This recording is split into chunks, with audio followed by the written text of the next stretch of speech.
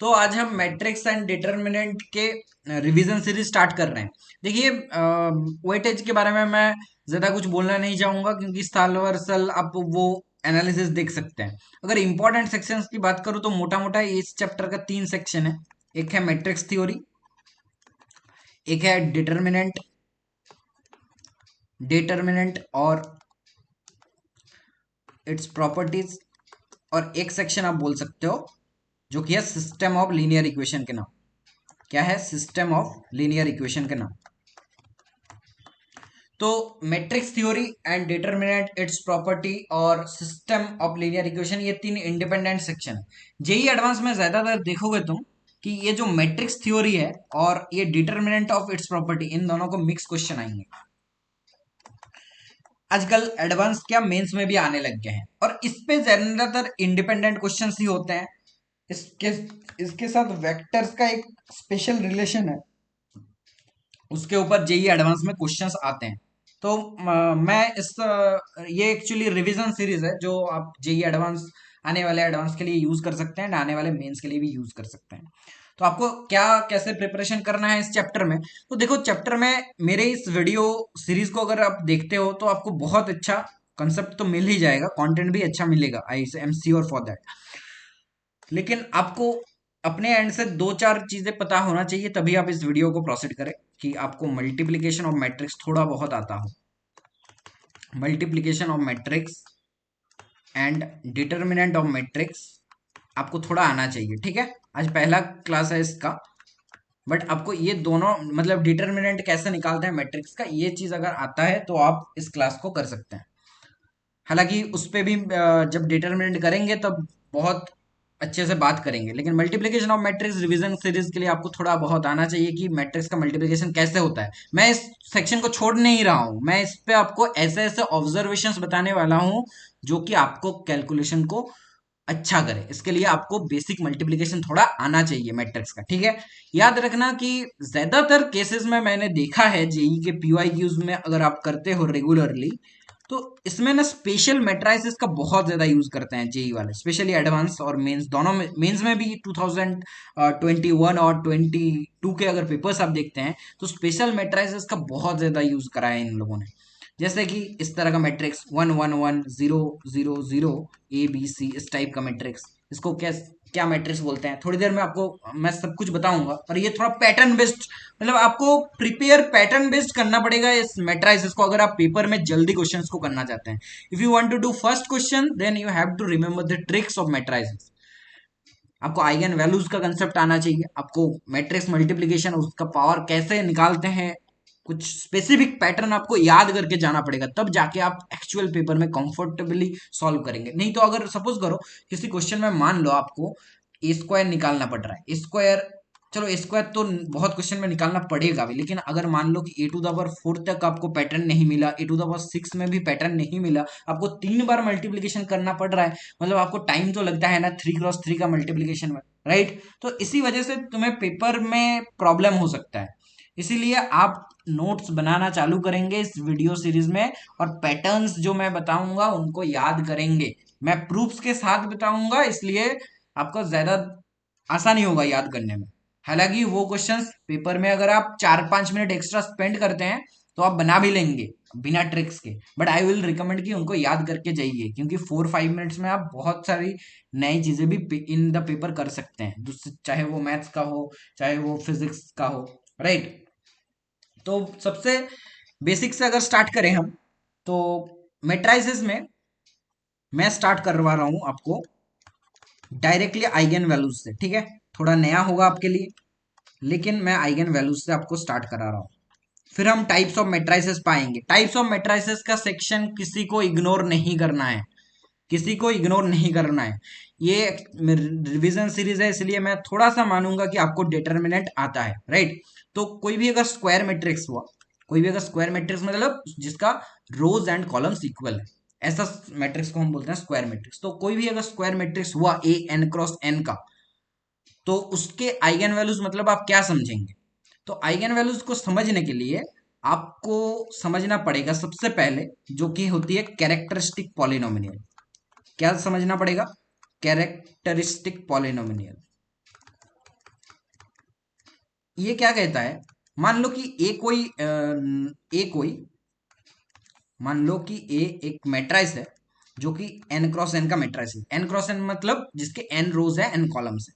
तो कोई भी ए n क्रॉस n का कैरेक्टरिस्टिक पॉलिनोमियल किसको कहते हैं, बोलते हैं कि एफ ऑफ लेमडा, एक फंक्शन डिफाइन कर रहे हैं F of lambda that is determinant of A minus lambda times of I N. I N क्या है, identity matrix, identity matrix of N cross N. तो ये होता है उसका कैरेक्टरिस्टिक पॉलिनोमियल। इतना तो आप पढ़ते होंगे ना, आपने कैले हैमिल्टोनियन थ्योरम करा होगा, वहां पे कैरेक्टरिस्टिक पॉलिनोमियल आपने डिफाइन करा होगा। तो ए का कैरेक्टरिस्टिक पॉलिनोमियल मतलब आप क्या समझेंगे, F of determinant of A minus lambda N. For example मैं अगर आपको बताना की कोशिश करूं कि सपोज ए मेरा मैट्रिक्स है, वो है 1001, इसका कैरेक्टरिस्टिक पॉलिनोमियल बताइए। कैरेक्टरिस्टिक पॉलिनोमियल कैसे बताएंगे, तो आप क्या करेंगे कि इसका डिटर्मिनेंट निकालेंगे, determinant of A minus lambda times of I, right. अब ए माइनस लैम्डा आई को निकाल लेते हैं पहले। तो 1 माइनस लैम्डा आई मतलब 1001 माइनस लैम्डा टाइम्स ऑफ 1001, तो क्या हो जाएगा 1 minus lambda 001 minus lambda, right. तो इसका जो डिटर्मिनेंट होगा वो निकाल लीजिए डिटर्मिनेंट। तो determinant of 1 minus lambda 001 minus lambda, तो क्या आ जाएगा 1 माइनस लैम्डा का स्क्वायर माइनस 0, तो दैट इज 1 माइनस लैम्डा का स्क्वायर।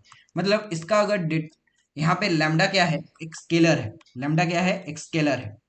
प्रॉपर डेफिनेशन अभी दूंगा, F of lambda equal to 1 minus lambda का square, that means 1 minus 2 lambda plus lambda square. तो ये हो गया ए का कैरेक्टरिस्टिक पॉलिनोमियल। तो ऐसा आपको निकालना आना चाहिए, एंड आपने जरूर निकाला होगा, कैले हैमिल्टोनियन थ्योरम के बेस्ड क्वेश्चंस आपने जरूर किए होंगे। तो व्हाट इज आइगन वैल्यू, तो डेफिनेशन देखिए आइगन वैल्यू का। आइगन वैल्यू ये कहता है कि if lambda belongs to real और कॉम्प्लेक्स, मतलब लैम्डा क्या है, एक रियल और complex number, and lambda is called the eigenvalue of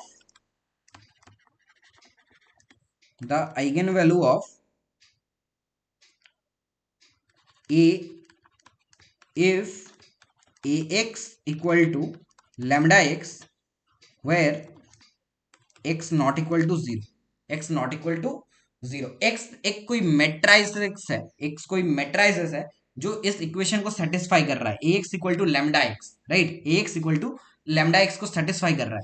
अगर ऐसा इक्वेशन आपको मिलता है ax equal to lambda X, तो आप बोलेंगे कि जो लैम्डा है ना, वो है इस a का आइगन वैल्यू, वो है इस a का आइगन वैल्यू। सीधी सी मतलब ये है। तो आइगन वैल्यू यहां से भी हम निकाल सकते हैं। आप आइगन वैल्यू इस डेफिनेशन से निकाल सकते हैं कि ए के पास आपका रिलेशन है और लेमडा एक्स आप निकाल पा रहे हैं, तो A X equal to lambda X आपका रिलेशन है, तो आप बोल देंगे कि एक लेमडा एक क्या है, स्केलर है। पहले ये चीज क्लियर कर लीजिए, कौन सा चीज क्या है, ए एक स्केलर है, सॉरी लेमडा एक स्केलर है, और ये एक्स क्या है, ये जो एक्स है ना, ये एक मैट्रिक्स है। इस एक्स को बोला जाता है आइगन वेक्टर। हालांकि आपके सिलेबस में आइगन वेक्टर का कोई भी यूज नहीं है, फिर भी मैं बता देता हूँ, ये एक्स को बोला जाता है यहाँ पे आइगन वेक्टर। और A X equal to lambda X अगर इस तरह का कोई इक्वेशन को सेटिस्फाई कर रहा है, वो लैम्डा को बोलेंगे ए का आइगन वैल्यू, वो लैम्डा को बोलेंगे ए का आइगन वैल्यू। लेकिन ये तो आपके क्वेश्चन में कोई हेल्प नहीं करेगा। तो क्वेश्चन के में हेल्प बहुत कुछ करता है, ठीक है, जो कि इसके प्रॉपर्टीज होते हैं, जो कि इसके प्रॉपर्टीज होते हैं। जैसे जैसे मान लो कि सबसे अच्छे प्रॉपर्टी क्या है, तो प्रॉपर्टीज की अगर बात करूं, तो आइगन वैल्यूज आपको कैसे हेल्प कर सकता है, आपके सिलेबस में कैसे हेल्प कर सकता है। तो देखो, जो भी ट्रेस ऑफ मैट्रिक्स ए होता है ना, वो होता है सम ऑफ आइगन वैल्यूज, वो होता है सम ऑफ आइगन वैल्यूज। जो भी आप डिटर्मिनेंट कोई भी स्क्वायर मैट्रिक्स का निकालते हो, वो एक्चुअली होता है product of eigen values, product of eigen values. और eigen values are the roots of the roots of characteristic polynomial, of the characteristic polynomial. ये लाइन 3 मैंने लिखा है, ये बहुत इंपॉर्टेंट लाइन्स है। ट्रेस ऑफ ए मतलब समझते हैं, ट्रेस मतलब क्या होता है। तो trace of A is sum of diagonal elements, sum of its diagonal elements, diagonal elements, right. तो देखो मैं कुछ क्वेश्चंस के थ्रू आपको समझा दूंगा इसका यूज, की आइगन वैल्यू को कैसे क्वेश्चंस में यूज करना है। पहले ये 3 प्रॉपर्टी को थोड़ा आंखों में बसा लो कि ट्रेस ऑफ ए होता है sum of eigen values, determinant of A होता है product of eigen values, and eigen values are the roots of characteristic polynomial. आपको लग सकता है कि ax equal to lambda X, अगर मैं लैम्डा निकाल पाता तो तब तो ठीक है, लेकिन हमारे क्वेश्चन में तो सिर्फ मैट्रिक्स गिवन होता है, ये एक्स तो गिवन होता नहीं है। तो आपकी बात बिल्कुल सही है। तो जो थर्ड पॉइंट है उसमें ऑब्जर्व करें, आइगन वैल्यूज है कैरेक्टरिस्टिक पॉलिनोमियल का रूट। मतलब कि एक कैरेक्ट ये जो कैरेक्टरिस्टिक पॉलिनोमियल है, अगर आपको लैम्डा को फाइंड करना है, आपको कैरेक्टरिस्टिक पॉलिनोमियल कर लेना है और उस पॉलिनोमियल को सॉल्व कर देना है। जैसे हमने ए के ऊपर बात किया था, राइट। हमने ए के ऊपर बात किया था, ए क्या था, आइडेंटिटी मैट्रिक्स था। तो देखो उसमें इसका रूट क्या आएगा, 1 माइनस, इसको 0 के इक्वेट कर दोगे, अगर अगर एफ ऑफ लैम्डा को 0 के इक्वेट कर दोगे तो क्या आ जाएगा, लैम्डा की वैल्यू देखो 1 एंड 1 आ गया, मतलब इसका 2 आइगन वैल्यूज आ गए हैं 1 एंड 1। तो हमने जो प्रीवियस एग्जाम्पल सॉल्व करा था वहां से हमें ए का आइगन वैल्यूज क्या क्या मिला, 1 एंड 1। अब हमारा मैट्रिक्स क्या था, ए था 1 1 0 0। अब जरा वेरीफाई करना कि इसका ट्रेस ऑफ ए क्या था होगा। ट्रेस ऑफ ए एक बार देखो, 1 plus 1 that is 1 plus 1 that is 2। जो ट्रेस ऑफ बी है, सॉरी डिटर्मिनेंट ऑफ ए है, वो निकाल के देखो, 1 माइनस 1 1 माइनस 0 दैट इज 1। तो अब देखो इसका प्रोडक्ट कर लो, दोनों आइगन वैल्यूज का प्रोडक्ट कर लो तो 1, तो ये तो डिटर्मिनेंट ए के इक्वल आ गया ना। दोनों का सम कर लो तो देखो ट्रेस के इक्वल आ रहा है। तो इसका मतलब ये इसकी हेल्प से आप बहुत कुछ कर सकते हो। बहुत कुछ तभी कर सकते हो अगर आपको कैरेक्टरिस्टिक पॉलिनोमियल निकालना ना पड़े। बहुत लोगों को लगेगा कि भाई हमने तो बेसिकली कैरेक्टरिस्टिक पॉलिनोमियल जो निकाला, एक बार ध्यान से देखना, वो तो एक तरह से डिटरमिनेंट निकाला, तो अलग से मैं इस प्रॉपर्टीज को याद याद क्यों करूं, याद क्यों करूं कि ये डिटर्मिनेंट एज जो है वो प्रोडक्ट ऑफ आइगन वैल्यू होगा, ट्रेस मैं अलग से याद क्यों करूं, क्या फायदा है, जबकि मुझे आइगन वैल्यूज निकालने के लिए डिटर्मिनेंट ही निकालना पड़ रहा है। तो वहीं पे तुम्हारा आता है ट्रिक्स कि ये जो eigen values of special matrices, मतलब आइगन वैल्यूज को आप हमेशा निकालना, एक्चुअली मेथड तो निकालने का ही, लेकिन eigen values of special matrices करके अगर आपको मैं कुछ स्पेशल मैट्रिसेस बता दूं कि इनका आइगन वैल्यूज बस यही यही होता है, तो आपके पास बहुत फ्रीडम हो जाएगा कि हम डिटर्मिनेंट निकालने में शॉर्ट ट्रिक्स लगा देंगे, हम ट्रेस ऑफ ए निकालने में शॉर्ट ट्रिक्स लगा सकते हैं, राइट। तो यहीं पे आता है आपका जो टाइप्स ऑफ मैट्रिसेस आप पढ़ेंगे उनके ऊपर कमांड, कि कौन से मैट्रिसेस आपको करने हैं, आइडेम्पोटेंट हो, चाहे इनवॉल्यूटरी हो, चाहे सिमेट्रिक हो, चाहे एंटी सिमेट्रिक हो। तो इस तरह के मैट्रिक्सेस में हम ट्रिक्स बना पाते हैं, इसीलिए ये सेक्शन आपके सिलेबस में रखा नहीं है, लेकिन यूज तो हो ही जाता है क्वेश्चंस में, ठीक है। तो eigen values of special matrices, ये सेक्शन हम जरूर कवर करेंगे। तो आप मैंने अभी बस ब्रीफ एक आइडिया दिया आपको कि आइगन वैल्यूज आपके सिलेबस में कैसे क्वेश्चंस को सॉल्व करवा सकता है, राइट। अब हम थोड़ा आगे बढ़ेंगे इस पे ही। तो उससे पहले आपको कुछ बेसिक चीजें, बेसिक स्पेशल मैट्रिसेस, उनको याद करना बहुत ज्यादा इंपॉर्टेंट है, बहुत ज्यादा इंपॉर्टेंट है। वो कैसे, जैसे आपने बहुत चीजें करी तो होंगी, लेकिन जैसे ऑपरेशंस ऑफ मैट्रिसेस, ओके, थोड़ा मैं रिकॉल कर देता हूँ जी, जो बहुत दिन बाद अगर रिवीजन कर रहे हैं। तो ऑपरेशन ऑफ मैट्रिसेस में आपने क्या क्या करा होगा अभी तक, ऑपरेशंस ऑफ मैट्रिसेस में आपने क्या क्या करा होगा। तो ऑपरेशन ऑफ मैट्रिसेस में देखो एडिशन सबको आता है, मतलब दो मैट्रिसेस ऐड कब होगा, अगर सेम ऑर्डर का है तभी क्या होता है, दो मैट्रिसेस ऐड होते हैं। जब मल्टीप्लिकेशन दो मैट्रिसेस का क्या होता है, मल्टीप्लिकेशन का दो टाइप होता है, एक तो होता है आपका स्केलर, स्केलर मतलब समझते हो, और एक होता है मैट्रिक्स मल्टीप्लिकेशन। ये तो सबने करा होगा कि मैट्रिक्स मल्टीप्लिकेशन कैसे होता है। स्केलर मल्टीप्लिकेशन भी सभी ने करा होगा कि अल्फा टाइम्स, अगर सपोज 1 2 3 4 है तो कैसे करते हैं इसको मल्टीप्लीकेशन, सारे टर्म्स के साथ मल्टीप्लाई कर देते हैं, right. Alpha, 2 alpha, 3 alpha, 4 alpha. और मैट्रिक्स मल्टीप्लीकेशन में यहाँ पे क्या करते हैं, यहाँ पे भी आप दो मैट्राइसेस लो एंड उनका मल्टीप्लाई करोगे तो इसके नंबर ऑफ कॉलम और इसके नंबर ऑफ रोज अगर इक्वल है तभी आप मैट्रिक्स मल्टीप्लीकेशन को डिफाइन कर सकते हो। तो इतना तो आपको आना चाहिए, इतना आपको आना चाहिए कि मैट्रिक्स मल्टीप्लीकेशन करते कैसे हैं। जैसे मैं एक करके अगर दिखा दूं, सपोज 2 1 3 2, इसके साथ आप मल्टीप्लाई करना चाहते हो 5 4 9 3 इनका, तो आप कैसे करोगे, फर्स्ट रो फर्स्ट कॉलम के साथ मल्टीप्लाई कर दीजिए तो 10 + 9 दैट इज 19। फिर फर्स्ट रो सेकंड कॉलम के साथ कर दीजिए तो 2 4 8 + 3 दैट इज 11। फिर 3 2 को 5 9 के साथ, मतलब 3 × 5 is 15, देन 28 तो 33, और 3 2 को 4 3 के साथ, तो 3 2 को 4 3 के साथ अगर मल्टीप्लाई करते हैं तो 12 और 6 दैट इज 18। ओके, इस तरह से आप मल्टीप्लाई कर सकते हैं। तो मल्टीप्लीकेशन कब डिफाइन होता है, ए m क्रॉस n के साथ आप b n क्रॉस p का ही मल्टीप्लीकेशन कर सकते हैं, क्योंकि इसके a के नंबर ऑफ जो कॉलम्स होंगे वो b के नंबर ऑफ रोज से अगर इक्वल हैं तो आप कर सकते हैं, राइट। और इन जनरल क्या होता है, इन जनरल जो ये ab का मल्टीप्लीकेशन और ba का मल्टीप्लीकेशन है ये इक्वल नहीं होता है, ये इक्वल नहीं होता है, इनका ऑर्डर भी अलग हो सकता है। इक्वल कभी कभी होंगे बट उसका कोई स्पेसिफिक कंडीशन नहीं कि अगर इन जनरल पूछा जाए कि a इंटू बी और b इंटू ए तो दे आर नॉट इक्वल। तो अब देखो, हम मैट्रिक्स मल्टीप्लीकेशन में आपको कुछ स्पेशल ट्रिक्स भी बता रहे हैं।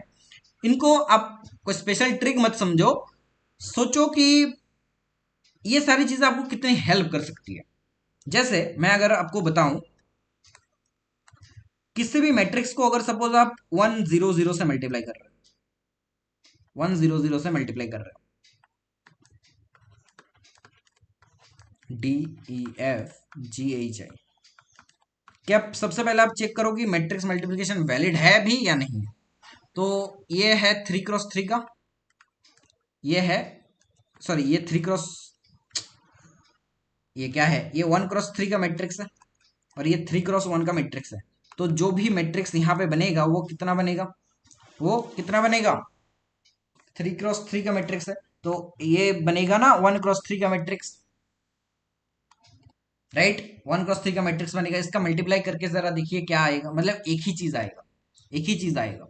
तो आप अगर मल्टीप्लाई को परफॉर्म कर देते हैं तो कैसे matrix, first row first column के साथ कर दीजिए तो ए, फिर बी, फिर सी।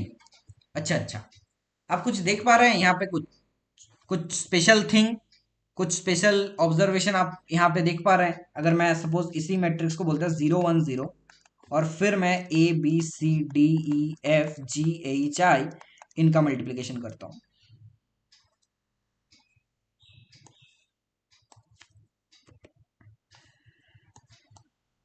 तो देखो अब मैं मैट्रिक्स मल्टीप्लीकेशन पे आपको कुछ ऑब्जर्वेशंस देता हूं, ये इनको आप ध्यान से ऑब्जर्व करिएगा। देखो, ऑब्जर्वेशंस देने से पहले आपको थोड़ा सा रो मैट्रिक्स और कॉलम मैट्रिक्स के बारे में आइडिया है, row matrix and column matrix. तो रो मैट्रिक्स मतलब जिसके have only one row, have only one row. और कॉलम मैट्रिक्स का मतलब है हैव ओनली वन कॉलम, एक कॉलम होना चाहिए। मतलब इसमें अगर मैं लिखूं तो एक ही रो है इसके अंदर, मतलब ऐसे 1 0 0 0 1 0 0 0 1, इसमें कैसे लिखोगे इन्हीं को 1 0 0 0 1 0 0 0 1 2 1 3, इसमें लिखोगे तो 5 4 2। तो इस तरह का मैट्रिक्स को रो एंड कॉलम मैट्रिक्स बोलते हैं। कभी सोचा है कि row matrix and column matrix का इंपॉर्टेंस क्या है? तो देखो इंपॉर्टेंस अब मैं तुम्हें बताता हूं। अगर आप लोगों को 3D, तो 3D याद है कैसे कैसे आप कोऑर्डिनेट्स लिखते हो, ए कॉमा बी कॉमा सी का मतलब समझते हो 3D में। तो देखो इसको आप ऐसे भी सोच सकते हो कि A into 1 0 0 plus B into 0 1 0 plus C into 0 0 1। अगर आप ऐड कर पा रहे हो इसका मतलब क्या है, हालांकि ये आपके सिलेबस में नहीं है लेकिन आप देख पा रहे हो 1 0 0 0 1 0 और 0 0 1, ये जो मैंने तीन रेक्टेंगल में बनाए हैं इनको किसी भी स्केलर से मल्टीपल करके आप किसी भी कोऑर्डिनेट लिख सकते हो।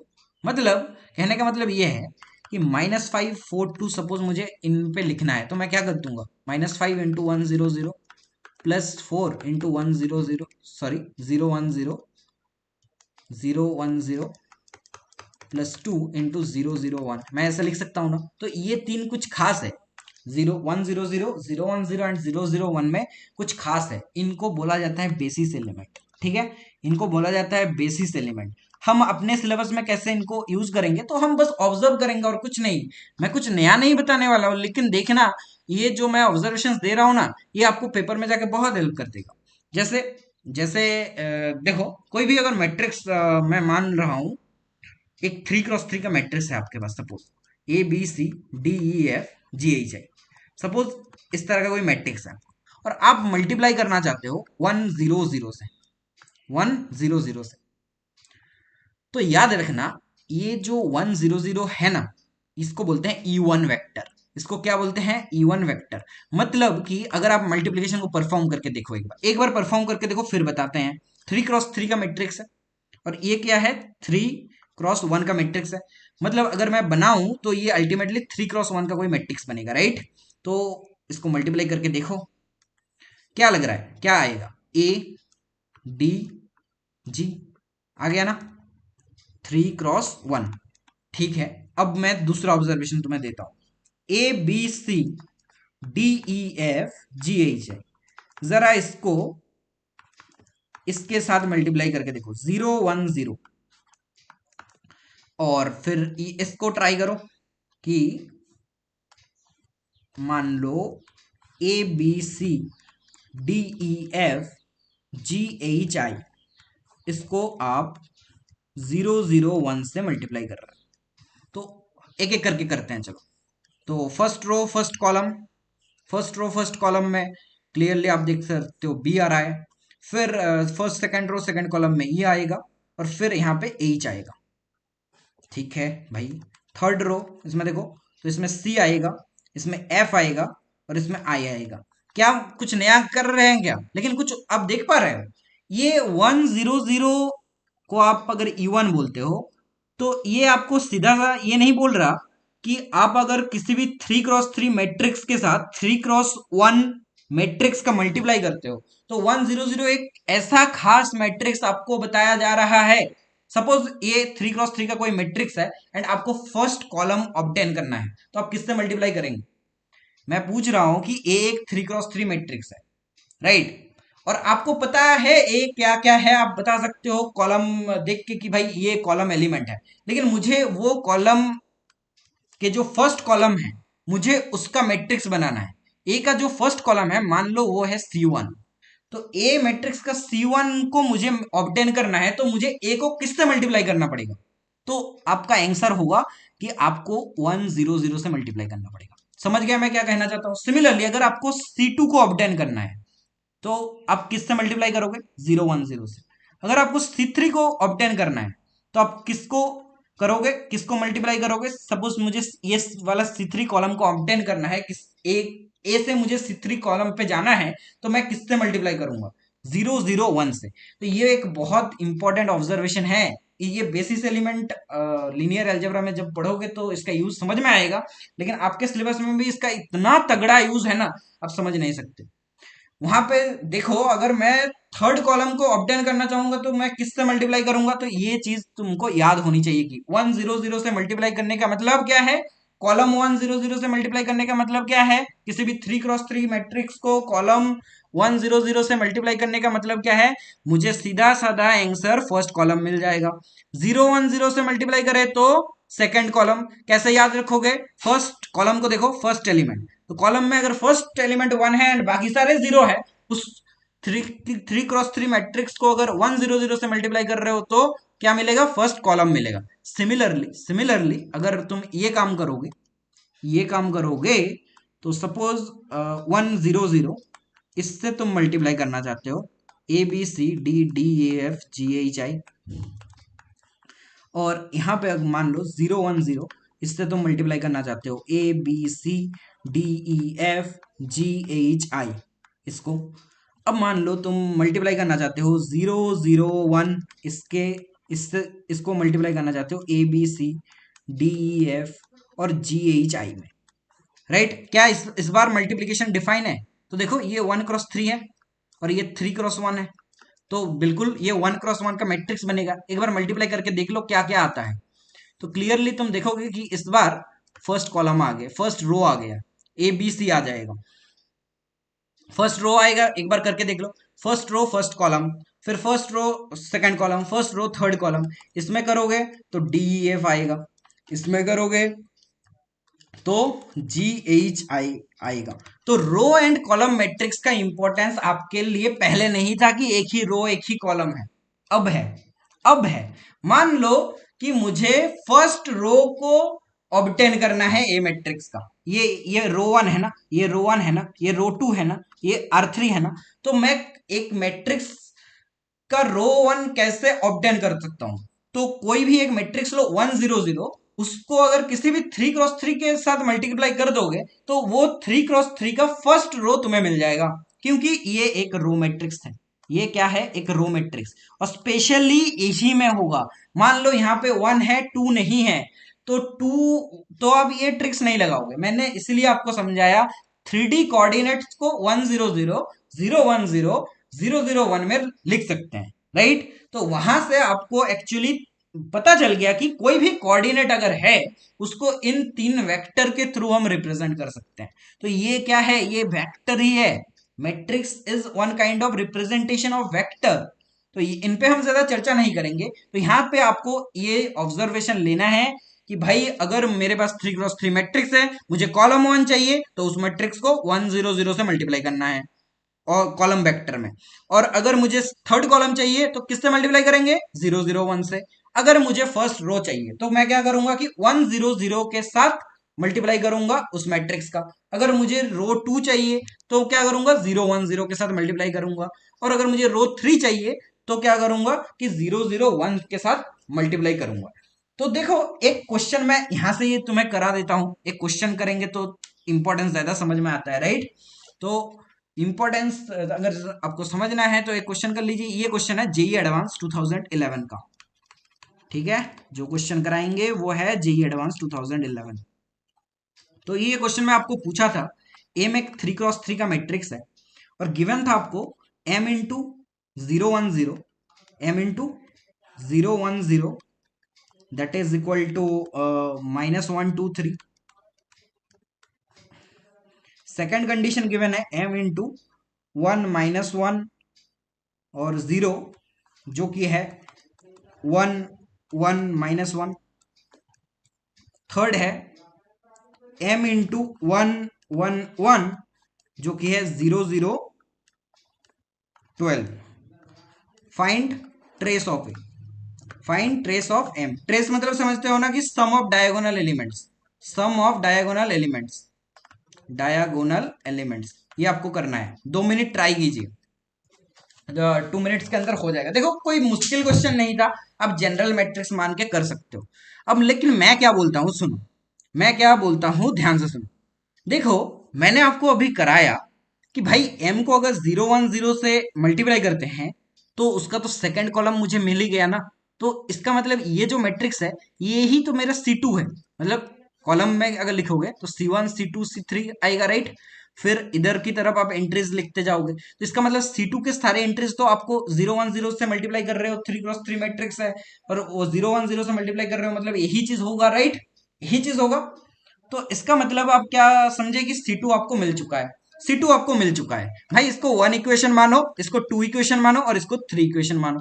तो 1 + 2 करके एक बार देख लो, 1 + 2 कर देते हैं। तो m लेफ्ट हैंड में है तो m कॉमन हो जाएगा। m और इन दोनों को अगर ऐड कर दोगे तो कितना मिल जाएगा? तो जरा बताना। m को अगर ऐड कर दोगे तो कितना मिल जाएगा? 1 0 0 मिल जाएगा, राइट। और ये इक्वल टू क्या आ जाएगा? 1 - 1 that is 0, 2 1 is 3 and 3 - 1 is 2। क्या लगता है मैंने अभी क्या बताया? 1 0 0 का मल्टीप्लीकेशन मतलब क्या हो गया? ये जो कॉलम आया ये एक्चुअली C2 हो गया, राइट। ये क्या हो गया? ये C2 हो जाएगा या नहीं हो जाएगा वो पहले क्लियर करो। सॉरी, C2 नहीं, 1 0 0 से मल्टीप्लाई कर रहा हूं मतलब C1 हो जाएगा, राइट। होगा ना? C1 होगा, बिल्कुल होगा। ठीक है भाई, तो C1 भी मिल चुका है, C2 भी मिल चुका है, अब C3 चाहिए। तो C3 1 1 1 है। अब देखो 1 1 1 को कैसे लिख सकते हो, 1 1 1 को कैसे लिख दोगे बताओ। 1 1 को ऐसे लिख सकते हो ना, m इंटू, मान लो m को मैं मल्टीप्लाई में ले रहा हूं, तो m इंटू 100 प्लस,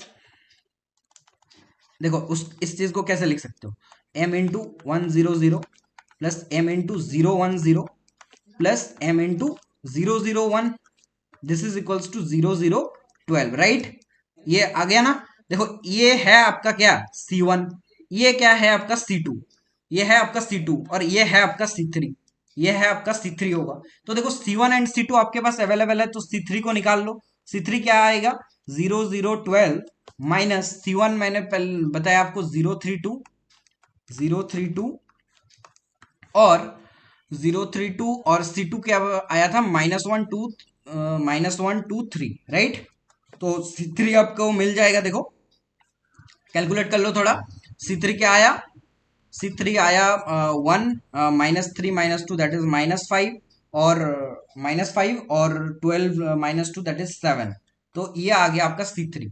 तो आप अगर M मैट्रिक्स को लिखना चाहोगे तो देखो M मैट्रिक्स अगर लिखना चाहोगे तो M 0 0 0 मतलब 0 3 2 आपका मैट्रिक्स मिल गया 0 3 2 और C2 है आपके पास 0 3 2 और C2 आपके पास क्या था, -1 2 3 -1 2 3 एंड इट इज 1 -5 7। तो आपका आंसर क्या आ जाएगा, अगर ट्रेस ऑफ एम पूछे, ट्रेस ऑफ एम बता दीजिए क्या हो गया, 2 + 7 दैट इज इक्वल टू 9। तो देखो आप इन जनरल टर्म मान के भी कर सकते हो, मैंने आपको समझा समझा के अभी बताया इसलिए टाइम लगा, नहीं तो यू कैन सी दैट ये क्वेश्चन आपको हार्डली 45 सेकंड्स लगेंगे, हार्डली 45 सेकंड लगेंगे। और आप एक्चुअल तरीके से करोगे, मतलब उसमें भी सही है, आप कर सकते हो, I am not disrespecting your method, but paper में क्या होगा कि आप अगर मान लो एक जीरो की वजह से या एक रो को गलत मल्टीप्लाई कर दिया तो आप फंस गए ना क्वेश्चन में, आपका टाइम चला जाएगा। तो इसीलिए ये ऑब्जर्वेशन लेके जाओ कि किसके साथ 100 का मल्टीप्लाई करने का मतलब क्या होता है, 010 का करने का मतलब क्या होता है, रो में कैसे देखते हैं एंड कॉलम में कैसे देखते हैं। प्लीज इस सेक्शन को मतलब लाइटली मत लेना, पेपर में एक क्वेश्चन का पार्ट भी जल्दी अगर सॉल्व कर पाओगे तो तुम्हारा कॉन्फिडेंस बहुत हद तक बढ़ जाता है। कमेंट सेक्शन में जरूर बता देना कि कैसा लगा इस तरह का ऑब्जर्वेशन, आपने पहले करा होगा तो भी बताना, अगर नहीं किया है तो भी बताना। तो चलो अब हम कुछ पैटर्न बेस्ड धीरे धीरे मैट्रिक्स मल्टीप्लिकेशन में, जैसे आपको अभी ऑब्जर्वेशन दिया और भी कुछ ऑब्जर्वेशंस मुझे देने हैं और वो उन चीजों पे धीरे धीरे आते हैं। सपोज ट्राइंगुलर मैट्रिक्स सबको पता है, ट्राइंगुलर मैट्रिक्स, तो याद करो ट्राइंगुलर मैट्रिक्स मतलब या तो वो अपर ट्राइंगुलर होगा, अगर अपर ट्राइंगुलर है मतलब कुछ इस तरह का सर्कल होगा, देखो ABCDEF और ये 3 एलिमेंट अगर 0 है तो ये इस तरह से, मतलब अपर ट्राइंगल के एलिमेंट्स, इसको क्या बोलेंगे, ये it is lower triangular, it is lower triangular, क्योंकि लोअर ट्राइंगल के एलिमेंट्स नॉन जीरो है। और अगर ऐसा है तो इसको बोलेंगे क्या, अपर ट्राइंगुलर, अपर ट्राइंगुलर।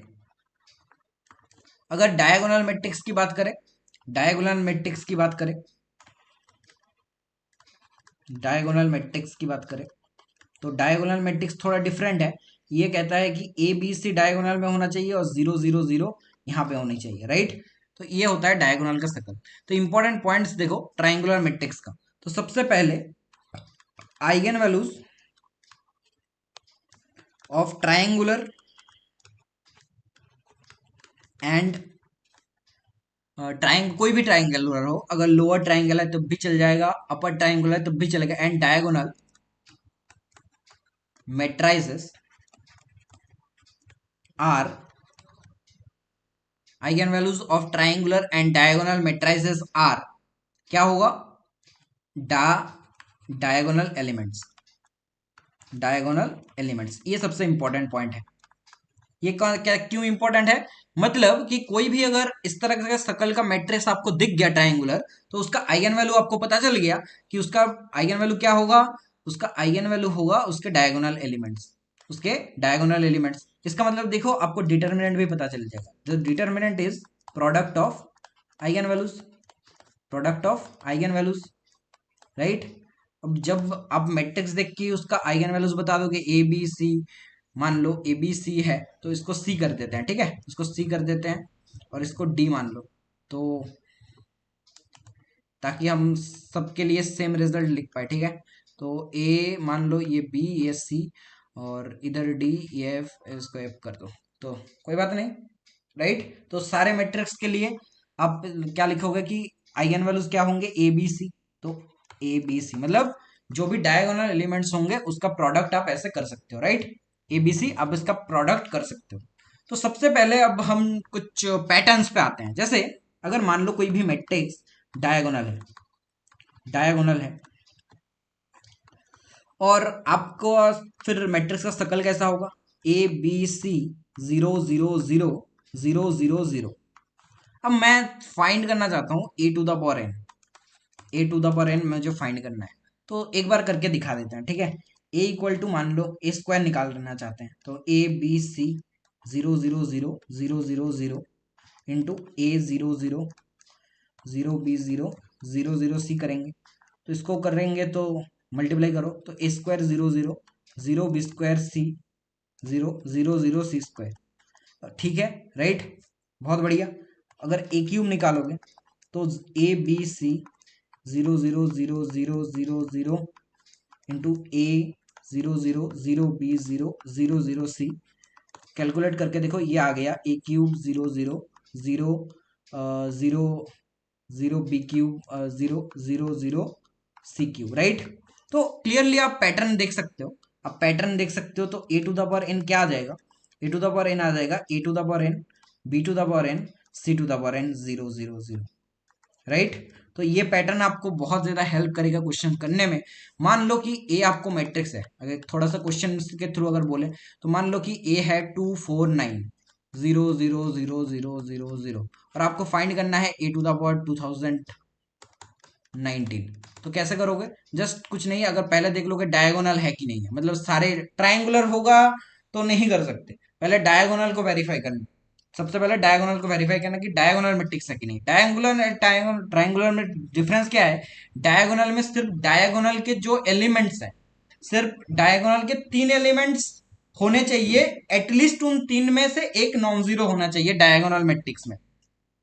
मतलब बोले तो आपको सारे डायगोनल को छोड़ के सारे एलिमेंट्स अगर जीरो है तो डायगोनल, तो उन केसेस में इस ट्रिक को लगा सकते हो कि जो 2 टू द पावर ये क्या हो जाएगा 2019, जो ये होगा 4 टू द पावर 2019, ये हो जाएगा 9 टू द पावर 2019 0 0 0 0 0 0, राइट। तो क्वेश्चन आएगा तो डायरेक्ट कर लोगे ना, आई होप कर लोगे। तो ये तो एक गया कि हम डायगोनल मैट्रिक्स में कैसे अप्रोच करें। तो यहाँ से आप डायगोनल मैट्रिक्स का डिटरमिनेंट भी बोल सकते हो, क्योंकि क्लियरली देख पा रहे हो डायगोनल मैट्रिक्स को, डायगोनल मैट्रिक्स से तुमने मल्टीप्लाई करा तो डायगोनल, ये मैट्रिक्स भी तो डायगोनल ही है ना, ये मैट्रिक्स भी तो डायगोनल ही है। तो डायगोनल मैट्रिक्स, तो यहाँ से तुम एक नोट करके लिख सकते हो। तुम्हें अब अगर कोई पूछता है तो product of two diagonal matrix is also diagonal, is also diagonal. तो देखना मैं क्वेश्चन में आपको यूज करके बताऊंगा कि इसका भी यूज होता है। उससे पहले हम मेन कंटेंट पे ज्यादा कवर करवा देते हैं आपको, ठीक है।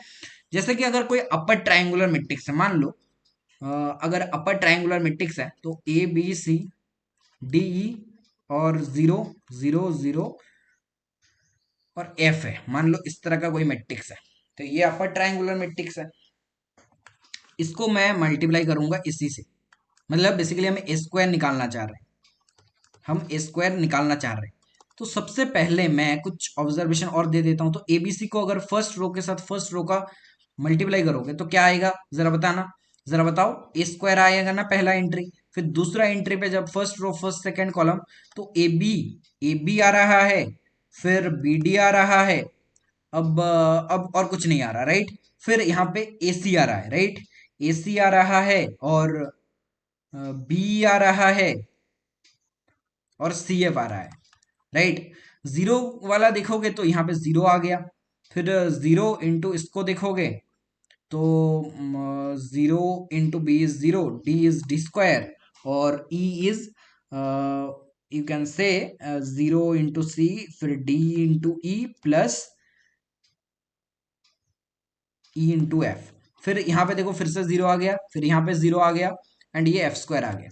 तो आपको यहाँ पे क्या ध्यान रखना होता है, यहाँ पे अगर आप ऑब्जर्व कर पा रहे हो कि देखो ये जो ट्राइंगुलर था ना, ये क्या था, ये अपर ट्राइंगुलर था, राइट। ये मैट्रिक्स क्या था, अपर ट्राइंगुलर। तो अपर ट्राइंगुलर मैट्रिक्स को आप मल्टीप्लाई अगर अपर ट्राइंग उसी मैट्रिक्स से मल्टीप्लाई कर दे रहे हो तो आप देख रहे हो कि ये अपर ट्राइंगुलर ही रह रहा है। मतलब आप समझ गए कि अपर ट्राइंगुलर अगर मैट्रिक्स है तो अगर उसका स्क्वायर निकालोगे फिर क्यूब निकालोगे तो कैसे निकालोगे। ऑब्जर्व एक चीज करो, ये जो भी पार्ट है इसका सीधा सा स्क्वायर हो रहा है, इसका सीधा सा स्क्वायर हो रहा है। अब अगर क्यूब भी निकालोगे ना, सपोज मैं ए क्यूब की बात करूं, तो ए क्यूब अगर निकालना चाहते हो तो ये सीधा हो जाएगा A cube zero zero, D cube zero, F cube. Okay, ये जो तीन एंट्रीज बचे हैं ये कॉम्प्लिकेटेड है, तो इनका मुझे कोई जरूरत भी नहीं है। मतलब मान लो कि किसी किसी क्वेश्चंस में तुम्हें पूछ रहा है कि ऐसा पूछता है ना क्वेश्चन, मैं थोड़ी देर बाद ही कराऊंगा आपको, हाइजेनबर्ग मैट्रिक्स कराने के बाद आपको कराऊंगा। कुछ जगह ये क्वेश्चन पूछता है ना कि ये एलिमेंट प्लस ये एलिमेंट, ऐसे आपने देखा होगा Q31 plus Q32 divided by Q21 बताओ, राइट, देखा होगा ना इस तरह का क्वेश्चन। थोड़ी देर में ही कराता हूं मैं इस तरह का क्वेश्चन। तो उन केसेस में क्या चाहिए मुझे, मैं तो देख पा रहा हूं ना, तो ये जितना पैटर्न बनेगा उतना पैटर्न तो देखो, उतना पैटर्न तो देखो। बाकी ये ट्राइंगुलर मैट्रिक्स से रहा, इनमें पैटर्न नहीं बना। जैसे पहले वाले में जीरो था इसलिए बन रहा था, इसमें पैटर्न नहीं बना। आप अगर मल्टीप्लाई करोगे तो टर्म्स और भी बढ़ते जाएंगे, तो याद करने का कोई पॉइंट नहीं है। तो यहाँ पे क्या याद रखना है आपको, अगर लोअर ट्राइंगुलर या अपर ट्राइंगुलर है तो जो लोअर जो टर्म्स जीरो है, तो पहले क्या करना है, suppose A to the power N लिखोगे, A to the power N यहाँ पे लिखना है, तो कुछ टर्म्स तो आप बता ही दोगे कि पहला term A to the power N होगा। डायगोनल के एलिमेंट्स तो बता ही दोगे, फिर जहां जहां पे जीरो है, जहां जहां पे जीरो है जीरो होगा, बाकी जहां पे नॉन जीरो एंट्रीज था उनको बॉक्स की तरह छोड़ दीजिए। हो सकता है आपका क्वेश्चन सॉल्व हो जाए, हो सकता है ना भी हो, राइट। सिमिलरली अगर लोअर ट्राइंगुलर होता, मतलब लोअर ट्राइंगल के एलिमेंट्स होते, तो A to the power B to the power C to the power N, diagonals को पहले फिक्स कर दो, जहां जहां पे जीरो था जीरो जीरो वहां पे ही रहने दो, बाकी जो तीन बॉक्सेस बनेंगे उनको एम्प्टी छोड़ दो अभी, राइट।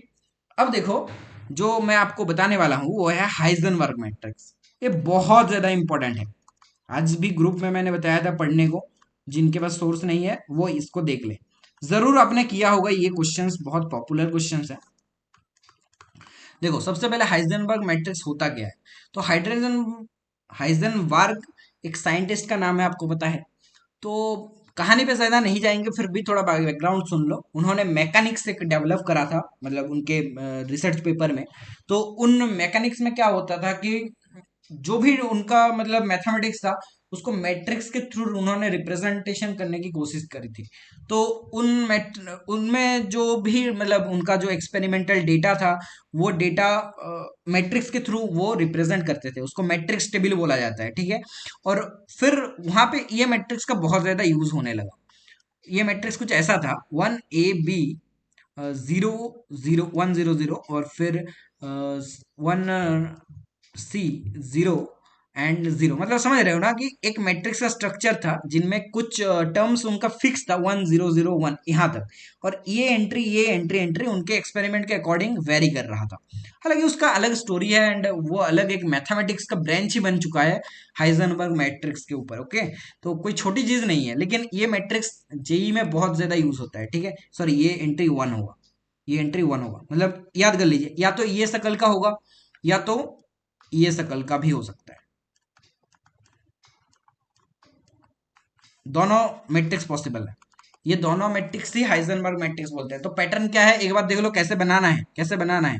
1 1 1 0 0 0 ABC। तो सबसे पहली बार ये अपर, ये ट्राइंगुलर है, अपर ट्राइंगल छोड़ो, अपर ट्राइंगुलर लोअर ट्राइंगुलर, तो ट्राइंगुलर मैट्रिक्स है, ओके, ट्राइंगुलर मैट्रिक्स है। अब क्या है, अब है कि अब क्या है, मान लो कि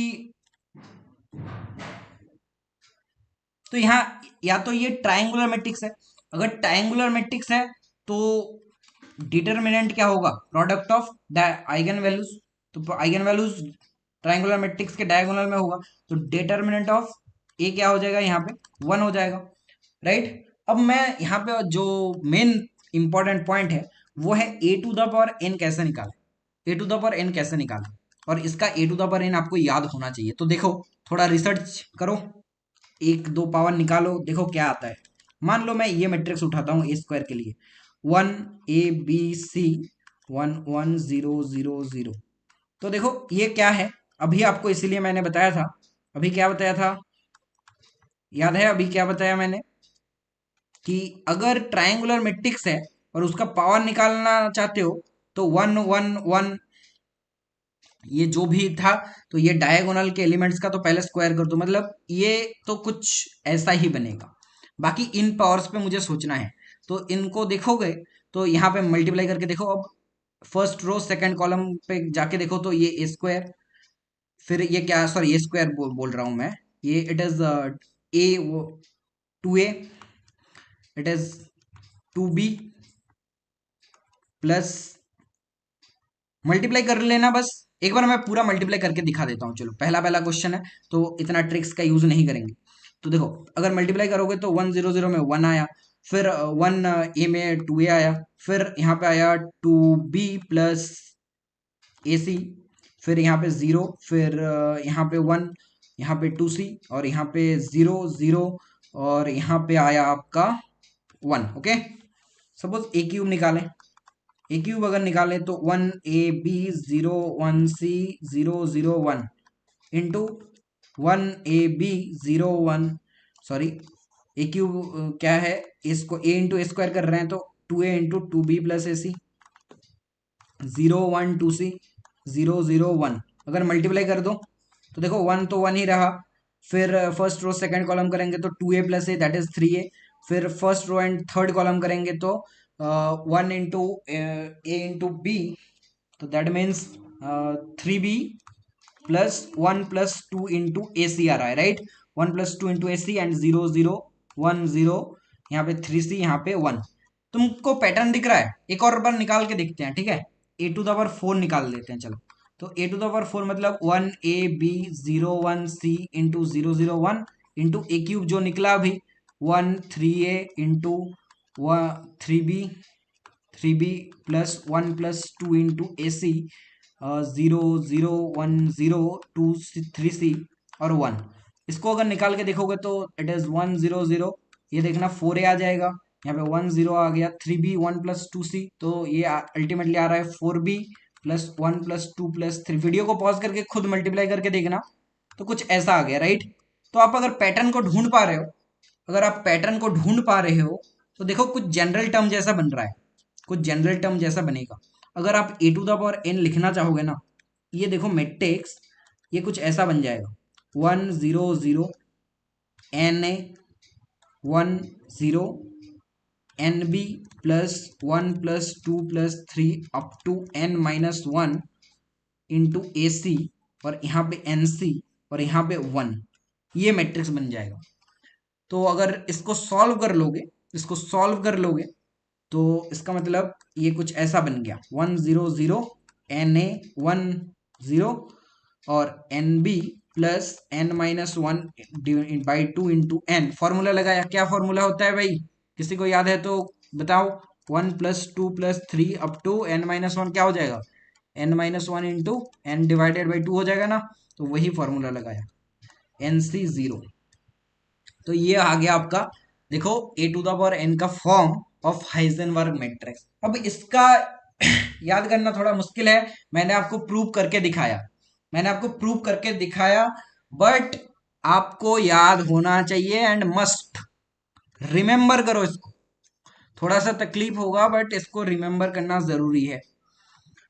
मैं एक बार लिख के फिर बता देता हूं। देखो मान लो कि a इक्वल टू 1, मैट्रिक्स पहले समझ लो कि कैसा मैट्रिक्स होगा। 1AB मतलब देखो पहले तो वो जो मैट्रिक्स है डायगोनल में 1 फिक्स कर दो, यहाँ पे 0 कर दो, और मैट्रिक्स कुछ ABC इस टाइप का होगा। तो A to the power N कैसे लिखोगे, तो जो लोअर ट्राइंगल में है उनको छेड़ो ही मत, उनको देखो ही मत, उनको एज इट इज उतार दो। ये जो एन है ना, यहाँ पे एन ए कर दो। यहाँ पे जो एनसीसी है वहां पे इस एंट्री में एनसी कर दो। फिर यहाँ पे करोगे N B plus N into N minus one divided by two into A C. ये आपको करना है, ठीक है। एक दो बार अगर हाथ से लिख के कर लोगे ना तो ये फॉर्मूला याद हो जाएगा। और इसका याद होने का इतना फायदा है, अब तुम्हें पता लगेगा। अब मैं क्वेश्चन ले रहा हूं, अब पता लगेगा कि कैसे याद होगा। तो सपोज क्वेश्चन मैं देता हूं तुम्हें। ये क्वेश्चन आया है इस बार मेंस में, ओके। मेंस में आया है, और ये क्वेश्चन सिर्फ मेंस में नहीं एडवांस में भी आया है। मैं एडवांस का ईयर अभी मेरे पास नहीं है, बट ये क्वेश्चन पहले एडवांस में भी कई बार आ चुका है। ये क्वेश्चन दिया हुआ है, देखो a इक्वल टू दे रखा है आपको 1a 0 1b 0 0 c 0 0 1, और ये बोल रहा है कि ए बी कोई रियल नंबर है एंड एन एक नेचुरल नंबर है। ऑफकोर्स एन हमारे केस में भी नेचुरल है। और ए टू द पावर एन यहाँ पे दे रखा है इन्होंने 148 2160 और 196 0 0 1। देन फाइंड n प्लस ए plus B. Then find n plus ए प्लस बी। इंटीजर टाइप का क्वेश्चन था, ओके। तो कैसे करोगे, तो देखो मैंने जैसे बताया वैसे करो। वीडियो को पॉज करके पहले खुद फॉर्मूला से करने की कोशिश करो। देखो मैट्रिक्स क्या दिया हुआ है इन्होंने, इन्होंने दे रखा है a equal to 1a 0 1b और 0 0 1 ये दे रखा है। तो A to the power N क्या होगा, तो A to the power N मैंने आपको बताया कि जो lower triangular including diagonal elements हैं उनको देखना ही नहीं है ये मैट्रिक्स पे। फिर यहाँ पे क्या करना है एन ए, फिर यहाँ पे एन वी, फिर यहाँ पे क्या करना है एन इंटू, यहाँ पे बी सी था हमारे केस में, बी सी था तो देखो एन इंटू ये एंट्री क्या है A plus N minus one into by two into N into A and B का प्रोडक्ट है, मतलब ए बी हो जाएगा यहाँ पे, राइट। अब देखो जो एंट्रीज हैं उनको आपको मैट्रिक्स भी दे रखा है तो उनको इक्वल कर दो। तो एन ए क्या आ जाएगा 48, एन बी क्या आ जाएगा 96, और N A plus N minus one into N by two into A B क्या आ जाएगा 2160। 2160। अब बस आपको सॉल्व करना है। देखो ये रिजल्ट अगर याद होगा ना तभी आप इस क्वेश्चन को इतनी जल्दी पकड़ पाएंगे कि इसका जनरल टर्म क्या है। अगर आप नहीं करते हैं तो आपको क्या करना पड़ेगा, उसका भी एक वे है, उसका भी एक वे है। बट मैं बता वो ये भी बताऊंगा कि अगर नहीं पता तो क्या करते। बट प्लीज रिमेंबर दिस, आपका पेपर में बहुत ज्यादा टाइम सेव होगा। तो देखना तो कैसे आप इसको कैलकुलेट करोगे आसानी से। एन ए दिया हुआ है, एन बी दिया हुआ है और एन ए प्लस एन बी भी दिया हुआ है 2160। आपको क्या फाइंड करना है एन ए प्लस एन बी। तो एक काम करते हैं तो इसको एन ए plus N minus one into N है ना, तो एक काम करो N minus one into into two N कर देते हैं, मतलब एन से फिर यहाँ पे एन ए इंटू एन भी लिख सकते हैं, that is equal to 2160, okay. तो एन ए का वैल्यू दिया हुआ है 48 इन्होंने, एन बी का वैल्यू दे रखा है 96, तो n minus one by two n into 48 into 96 that is equals to 2160। तो मेरे ख्याल से 48 से ये क्वांटिटी डिविजिबल हो जाएगा, इसका मतलब 1 plus N minus one divided by two n into 96। तो 48 से अगर इसको डिवाइड करोगे तो कितना आएगा 7 आ रहा है क्या, सॉरी 40, तो 2160 बाई 48, तो देख लो क्या आ रहा है 6463 एंड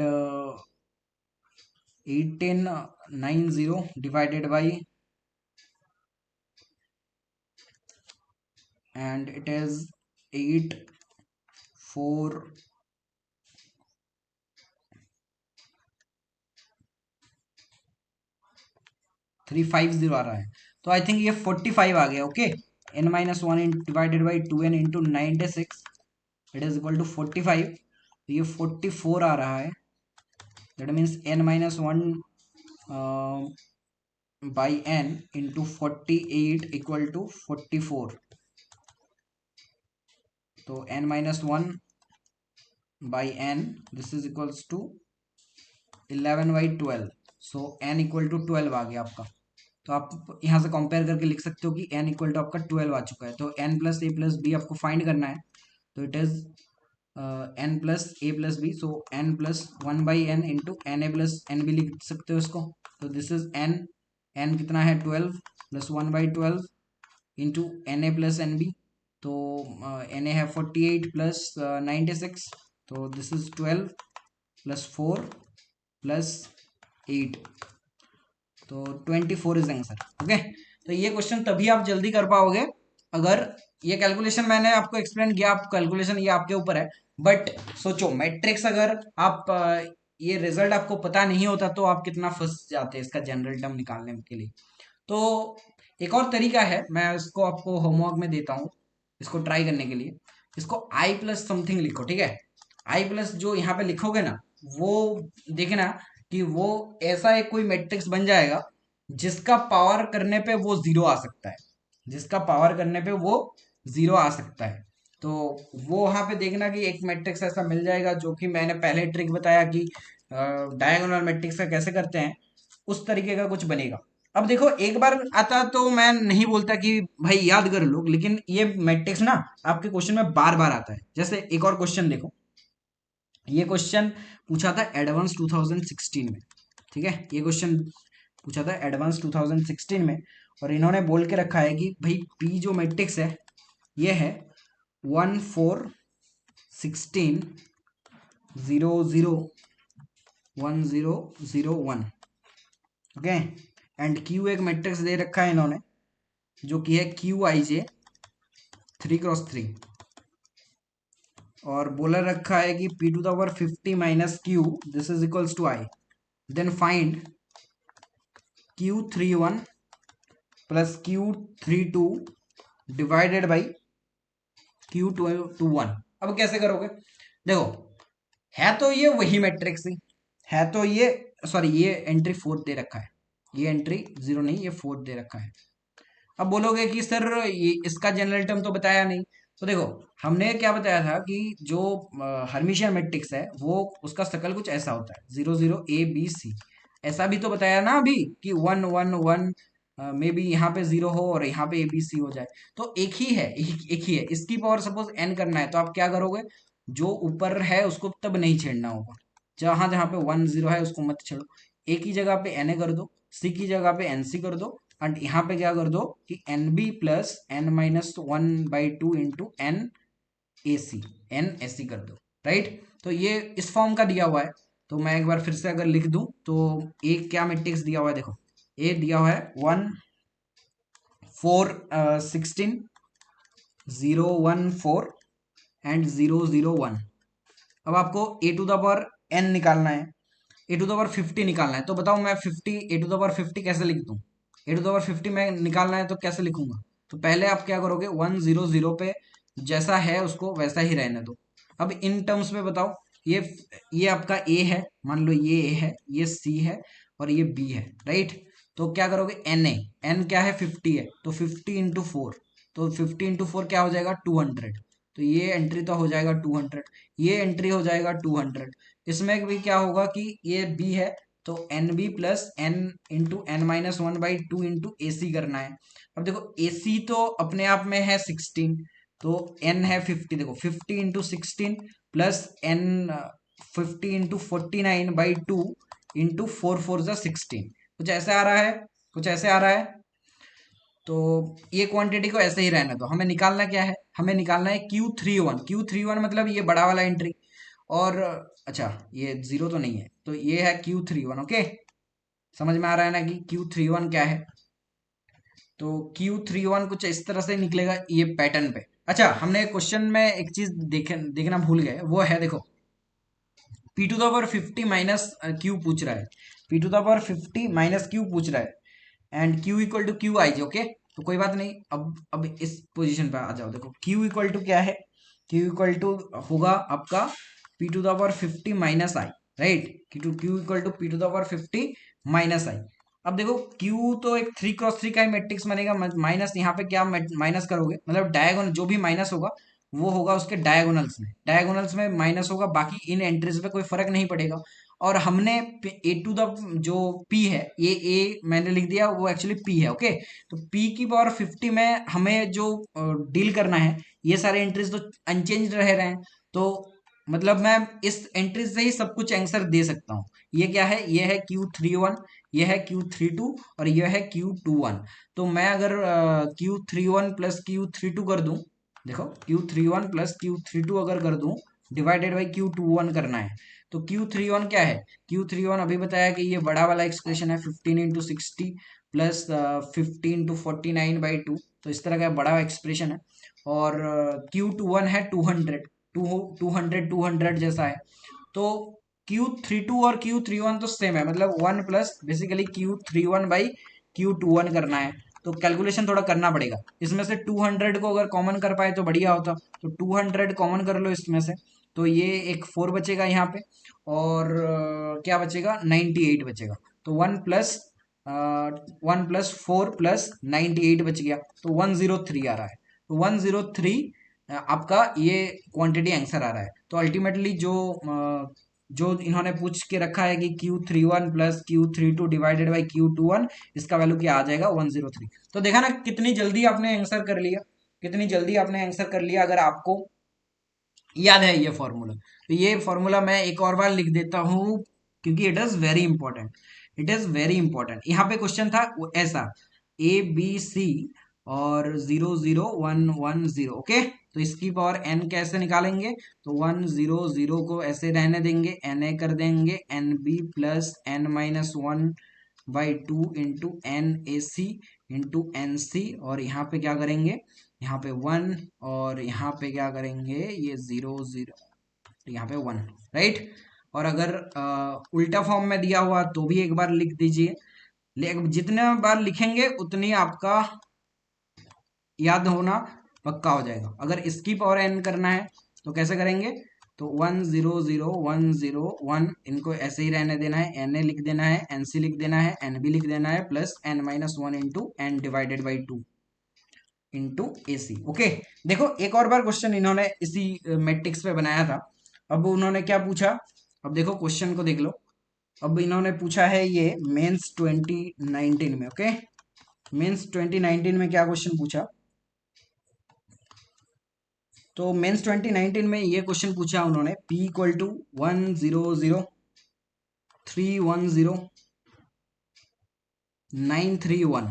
ओके, अब इन्होंने भी बोला Q equal to QIJ 3x3 का मैट्रिक्स, और इन्होंने दे रखा है Q minus P⁵ equal to I3, मतलब identity. Then find Q21 plus Q31 divided by Q32। तो इस वीडियो को पॉज करिए एंड इसको ट्राई करिए, इसको होमवर्क क्वेश्चन की तरह ट्राई करिए। देखो कुछ खास है नहीं, इसमें अगर आप Q को निकाल लोगे ना तो P⁵ प्लस I3 बन गया। अब देखो P एक 3x3 का मैट्रिक्स है, उसमें तुम ऐड करोगे 1 1 1, बाकी ये 0 0, ये मैट्रिक्स को फर्क सिर्फ पड़ेगा डायगोनल एलिमेंट्स में। लेकिन ये आपसे डायगोनल एलिमेंट्स के बारे में कुछ नहीं पूछ रहा, मतलब आपका काम है बस P⁵ को निकाल के एनालाइज कर लेना। तो अभी मैंने आपको बताया था कि कैसे निकालोगे, तो ऐसे निकाल लो जैसे मैंने बताया कि P⁵ का डायरेक्ट फॉर्मूले की तरह निकाल लो। तो ये हो जाएगा 1 0 0 1 1 0। यहाँ पे क्या होगा, 3 × 5, यहाँ पे क्या होगा 3 × 5, यहाँ पे क्या हो जाएगा 3, दोनों एंट्रीज 3 है, और यहाँ पे 9 है। ठीक है, तो 9 अगर है तो कैसे निकालोगे, 5 × 9 प्लस 5 कर रहे हैं ना, तो 5 × 4 डिवाइडेड बाई 2 इंटू, अब मैं डायरेक्ट कर रहा हूँ तो 3 3 इज द 9 में, तो ये आपने निकाल लिया। तो आपके पास जो Q21 की वैल्यू है क्या हो जाएगी, वो हो जाएगी 15। जो Q31 की वैल्यू है, जो Q21 आपने दिखा, Q31 की अगर वैल्यू बताओ, तो Q31 इज 45 प्लस 20/2 इंटू 9, तो दैट मीन्स 45 प्लस 90। ओके, और Q अगर 32 की बात करो तो इट इज क्या है, 15 है। ओके, 15 है। तो आप क्या करोगे, Q21 plus Q31 divided by Q32 ये पूछा है, तो इट इज 15 प्लस 135/15, तो इसका मतलब 10 इज आंसर, 10 इज आंसर। तो इसी तरह से आपको क्वेश्चंस के बारे में सोचना है, इसी तरह से आपको क्वेश्चंस के बारे में सोचना है। तो आज का वीडियो यहीं पे एंड करते हैं, एंड कमेंट सेक्शन में ज़रूर बताना कैसा लगा। एंड ये वीडियो पार्ट 1 है, अभी बहुत सारे पैटर्न्स बताना बाकी है। बाकी जो मैं बार बार बोल रहा हूँ कि types of matrices is very important, उसमें स्क्यू सिमेट्रिक बताएंगे, इनवॉल्यूटरी बताएंगे, आइडेम्पोटेंट, यूनिटरी, सारे मैट्रिक्स में इस तरह के ट्रिक्स मिलेंगे। और इस ज़्यादातर क्वेश्चंस तुम अगर पेपर में देखोगे तो स्पेशल मैट्राइसेस के ऊपर ही होते हैं। जैसे कि ये हर्मिशियन मैट्रिक्स रहा, वैसे बहुत सारे मैट्रिक्सेस और हैं जिनका कुछ ना कुछ स्पेशल प्रॉपर्टीज हैं, ताकि आपका क्वेश्चन जल्दी हो जाए। अगर उनको एक जगह पे कलेक्ट करके पेपर देने जाएंगे तो पेपर में क्वेश्चंस करने का प्रोबेबिलिटी बढ़ जाता है।